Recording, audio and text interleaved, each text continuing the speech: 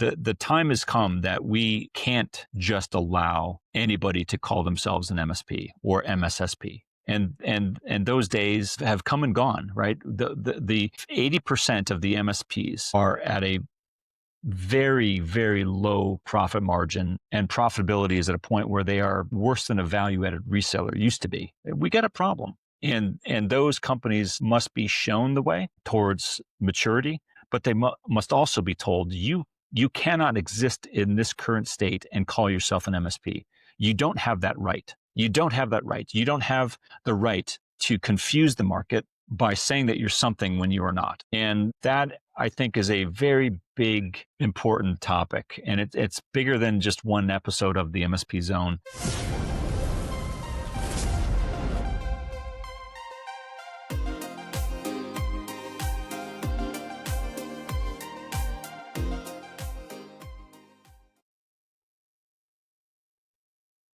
Well, it has been a very busy last couple of weeks.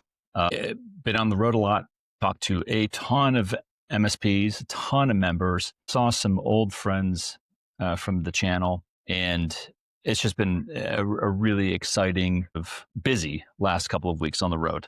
What I want to talk about is some of the highlights of some of these conversations, and we started with an MSP Alliance Inspire peer group meeting that set the tone for a lot of kind of conversations. It's where I kind of gauge a lot of the areas of our focus at MSP Alliance is based off of what are the MSPs in that group talking about, what are they not talking about. And that's kind of a good indicator, a good kind of compass for the industry, or at least a segment of the industry. And almost immediately after that meeting, we went to Orlando, Florida for the MSP Summit Conference and had a fantastic time there. We'll talk about what we saw there, but the aligning or juxtaposing the two events and seeing what the similarities were is really interesting. And I had some really good takeaways. And I had about 5 kind of major themes that I sensed were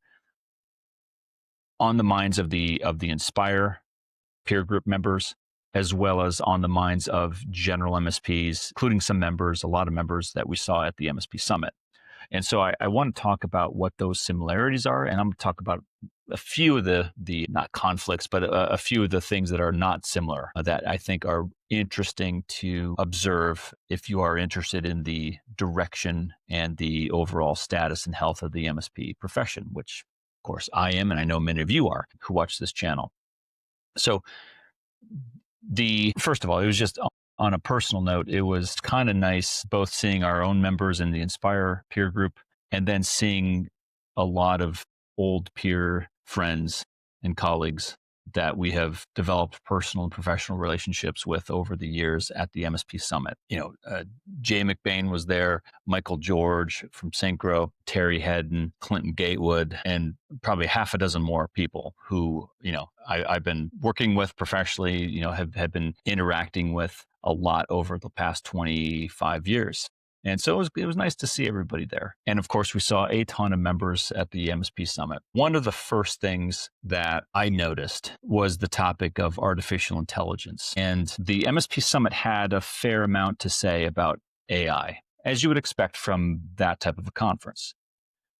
And I'm not knocking that, and I think a lot of conferences are focused on AI. The Inspire peer group, again, the Inspire peer group represents a certain segment of the MSP market that are a different operational level, right?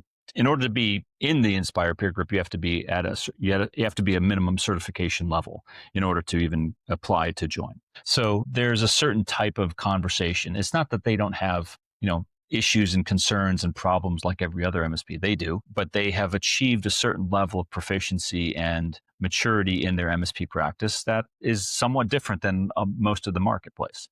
And I would say that they did not have anything to say about artificial intelligence this time around. Previous sessions, they were, a year ago, they were talking about AI a lot.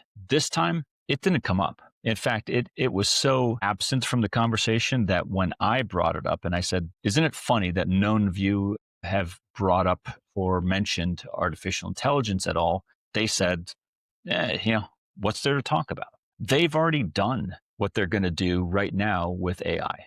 That is the takeaway. And I think that if you're a mature minded MSP and you are also of the opinion that, you know, there's not a lot to be uncovered yet with AI in its current state, don't feel odd. Feel very perfectly normal, because you are. That's where I think the mature MSPs are. If you are a younger MSP, maybe you're starting out your journey, maybe you're a startup, then you may have a lot more interest in AI, because obviously you're trying to figure out, well, how do I build AI into my managed services delivery model? And that is a really, really interesting topic. It's a necessary topic, but I think that the MSPs that are represented in the Inspire group, they just have had enough of AI talk, and they are at the point where, bring me something new. I think this is what they're saying.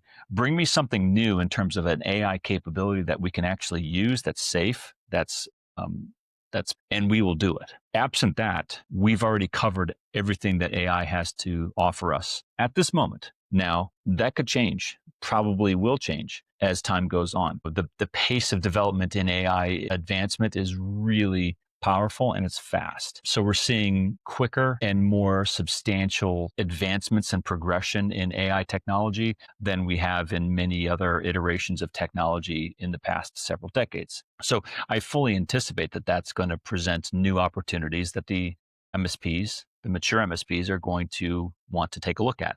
But I think for now, we've maybe plateaued a lot, and the MSPs are just of the opinion that, look, we're using AI internally for the things that we deem it safe and appropriate to use, and we are appropriately advising our customers on what they should and should not be using AI for. And that is the current status of the mature MSP on the issue of AI. I still have yet to talk to an MSP who has unleashed AI on a managed services service that the MSP is delivering that impacts significantly the end user experience. Meaning, most of the MSPs don't trust AI because it's just too unpredictable in order to embed that as a service item. Now, they're consulting, they're doing development work. That's true, but they're doing it for the customer. They're not delivering it as a managed service where that service is fueled by artificial intelligence in any meaningful way. So that's what I mean there, and that's what they're telling me. But I think that, again, I don't want to be misleading or tell any of you that AI is done, because it's not. I just think that for a certain segment of the market, the more mature MSP side of the market, they are waiting to see what AI can do next. And that's where they're standing today. And I think that will likely, again, change as AI evolves and becomes more effective and secure and private and, dare I say it, more transparent. Compliance came up again as a major theme, both at the Inspire group and at the MSP Summit. In countless conversations we were having, the MSPs that came up to us in Orlando were a kind of a mixture of MSPs who were generally aware of compliance and cybersecurity frameworks, but none of them had a real good grasp of where they should start. I had conversations with a number of MSPs who just said, we're going to do something next year. We just don't know what we're going to do. And I can appreciate that position. It's a sense of urgency that they have to be moving on the issue of compliance in some way, but they just don't know yet what it's going to be like. They don't know how it's going to manifest itself. They don't know what that's going to do for their service catalog. What type of a service is that going to look like? What are they going to charge for it? How is it going to be articulated in their contracts? Things of that nature. They know something has to be done. Where to start, what it's going to end up looking like. The MSPs have questions. And I can see that, because that's what we do. We are actively involved in a lot of those types of conversations. And I'll give you my standard answer, which I give to all MSPs, is yes, you should be working towards some sort of compliance offering in your MSP practice. And the very first step is get your own house in order. You are of no use to anybody until you yourself are certified as an MSP organization, not individually. Your MSP shop, your MSP department, whatever it is, has to be certified. And then and only then can you be effective and helpful to your customers in helping them with compliance assistance. And that continues to be our belief. It's what I believe is a best practice in our industry, is that has to happen in that sequence for a reason. And until MSPs get that and understand that and start to implement that, there is really little that they can do on the compliance issue, because everything they do as a non-certified MSP organization is ultimately going to be pointing to their own lack of compliance, right? You can't be compliant if you're not certified. Compliance is doing what you're supposed to be doing. The certification or the audit process is showing that you are doing it, because no one's just going to take your word for it that you're compliant. Those days don't, if they ever existed, they certainly don't exist today. So I would say that that's a really, really big takeaway for me, is the state of compliance in the channel today with MSPs is, I would say, not everyone maybe, but a good percentage, certainly a majority of the MSPs know they have to do something with compliance. A very small percentage of the MSP channel actually knows what they are going to do in 2026. It's not a bad thing, but it's an issue that needs to be resolved quickly. And again, if you're struggling with that type of thing, we would welcome the opportunity to help you with that, because that's exactly what we've been doing for 25 years, is developing standards of best practice for MSPs. This next topic came up out of the blue.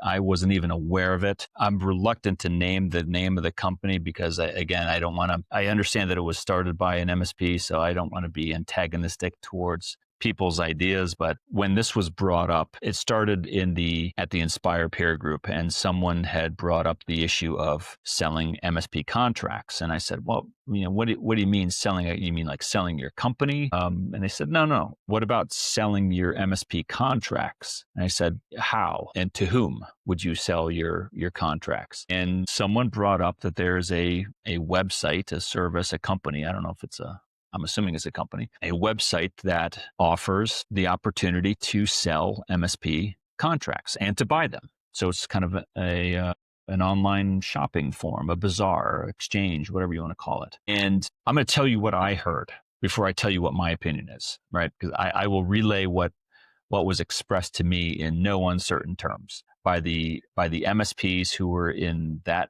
meeting. They were of one voice. There were no dissenting opinions. I don't think anyone had anything other than what I'm about to say as their unified opinion.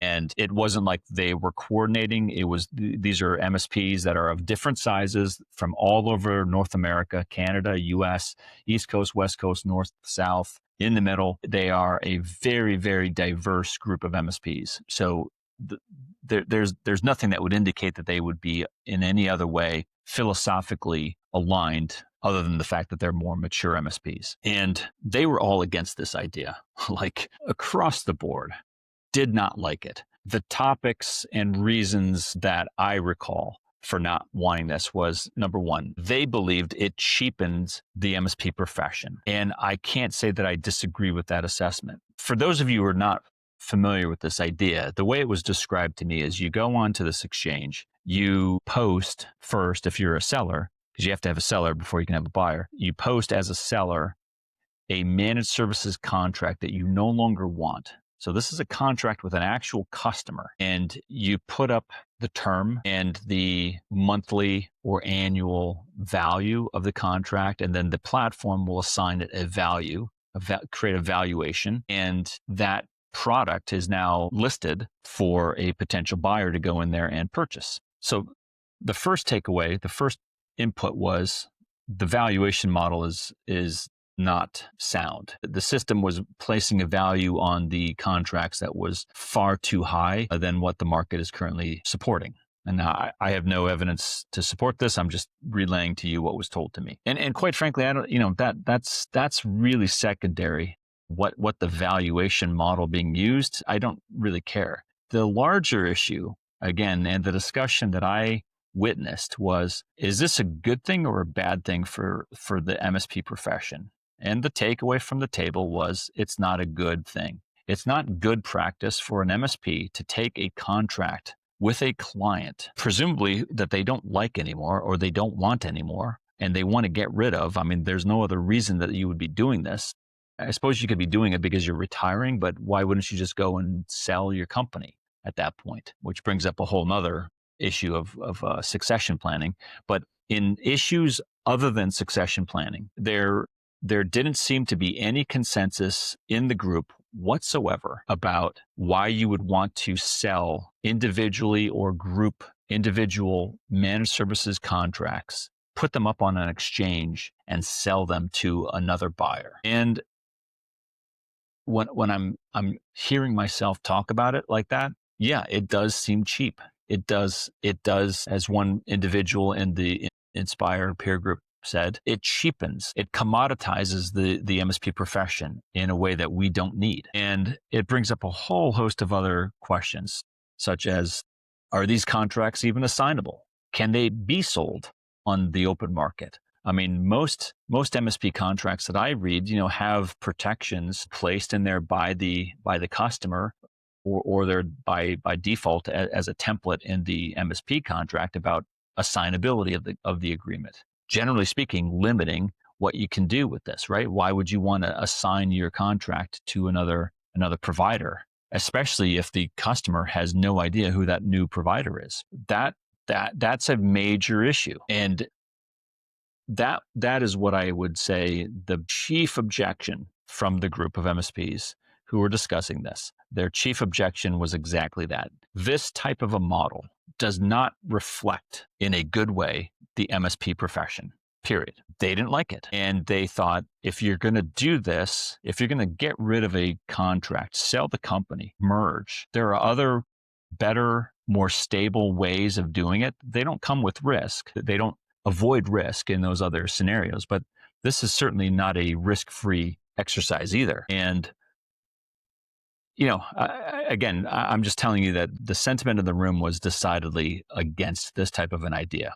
So I have no idea if this thing's going to be successful or not. Again, I had not even heard of it until one of them showed me the website. I'm sure you could go out there and search it, search for it in your favorite search engine and find it yourself. But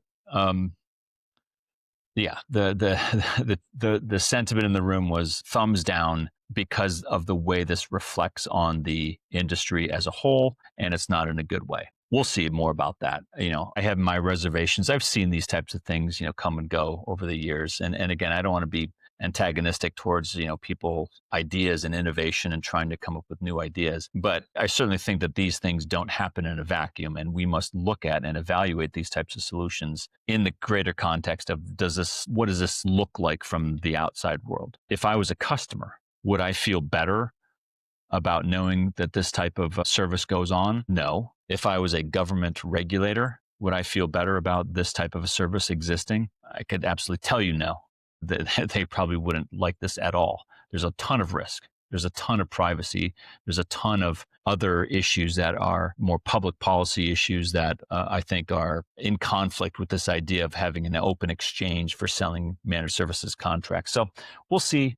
We'll keep monitoring it, see if anything changes over the next couple of months. But I thought that was a very interesting and, again, kind of out of left field topic that I had just not been aware of, and apparently just started in the last month or two. Which brings us kind of to the next theme, right? Which I already alluded to previously is succession planning. And the peer group Inspire has a combination of companies that have been around for many, many decades, including some MSPs that have been just started in the last, 10, 20 years. I guess those are all old companies. Well, they're all old companies. None of them are really startups, but they're companies that are old enough to be at different stages, ready for different types of succession planning. And so that continues to be a topic of conversation. And they are always asking about, is the private equity path the only option for them? Let me just, without divulging the sensitive elements of their discussion, their takeaway is that there should be many other options, not just private equity. And in fact, several of them have executed non-PE, non-venture capital, I would assume more debt and cash flow funded succession strategies quite successfully. Now, these are companies that are quite profitable. These are companies that are in no jeopardy in terms of their valuation, their growth. They're stable companies. They are staying current with technology, and so they're not in any danger of becoming extinct or out of fashion. And yet they still have people in the ownership stack who want to at some point retire, who either already want to retire now, or maybe in 5 years they want to retire, or 10 years, right? But they're starting to think about it. And they're starting to think, okay, do I only have as an option, selling to a private equity firm? And those are good for some types of companies. But I think there's a huge bucket of MSP organizations out there that want other options as well to at least evaluate and compare. And this group is a indicator of that much, much larger category of MSPs, where they want to be able to control in a very different way than a complete 100% sale of their company. They want to see it continue. Typically they have newer generations of younger professionals in the company who want to come up and take, make managed services a lifetime profession, which I think is a very, very good thing. And I think that, private equity can do that, but also I think having alternatives to that can also be really helpful for giving a soon to retire MSP business owner and a younger aspiring MSP professional both advantageous outcomes, and in doing it in such a way that it really minimizes disruption and risk to the MSP business and to the customers at whole. So I think I continue to be a staunch advocate of as much diversity of succession planning strategy as possible. And that certainly seems to go along with what the Inspire peer group would like to see as well. And I think we're not doing too bad in the marketplace. The last topic, which really got down to the issue of profitability. And in previous episodes of this program, you've heard us talk about how the MSSP market, according to multiple sources, is from a profitability standpoint, a margin standpoint, at a stagnation level, which is to say that they're just not producing enough bottom line and they're not producing enough margin to be considered a best-in-class provider. And the members of the peer group were not vicious, but they were just very matter of fact in a way that I had not really seen before. And the way they put it was, there is a very, very big, deep divide between the mature MSPs and everybody else. There is a small, we'll call it the 80-20 rule, which I think is probably pretty accurate.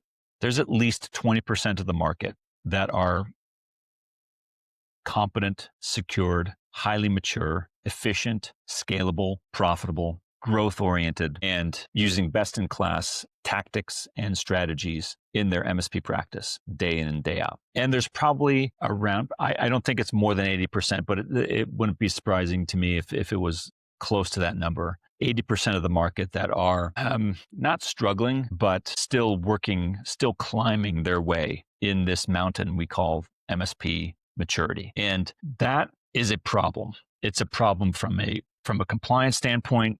It's a problem for the industry perception of managed services, from a public policy standpoint, from an insurance standpoint. It's a problem from the implementation of safe harbor laws, the implementation of baseline controls and cybersecurity frameworks to customers, from 80% of the market that has no certification, has no concept of compliance. They don't know anything other than, well, maybe we should go out and, implement the tool and that's going to make everything better. It won't. The issue is, how do we decrease that divide? And how do we build a bridge wide enough and strong enough to support a path, a steady flow of less mature MSPs, and give them a path towards, this is where you want to go and this is how you cross that bridge and gain access to the other side, which is MSP scalability, profitability, maturity, security, compliance, etc. And the Inspire members were quite definitive in their statements, which is the time has come that we can't just allow anybody to call themselves an MSP or MSSP.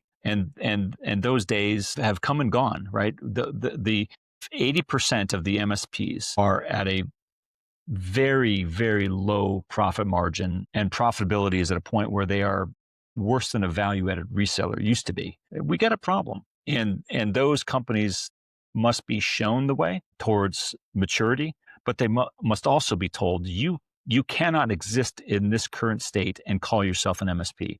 You don't have that right. You don't have that right. You don't have the right to confuse the market by saying that you're something when you are not. And that, I think, is a very big, important topic. And it's bigger than just one episode of the MSP Zone.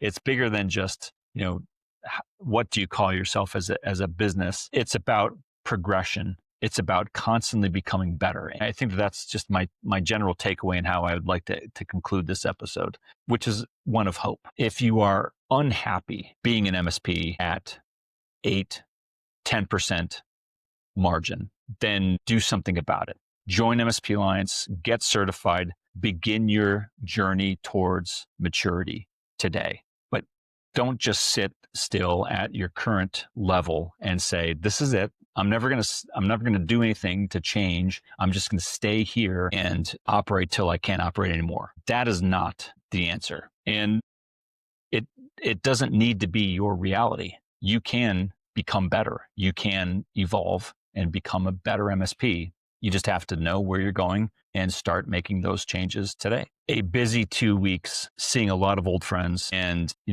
kind of always something new to talk about and discuss. But I still am constantly amazed at the resilience and the vibrancy and the diversity of the MSP profession, and, meeting MSPs from all over the world and seeing how very, very similar you all are. It's nice to have that affirmation again, and it makes me even more optimistic about the future of the managed services market. So until next time, stay safe.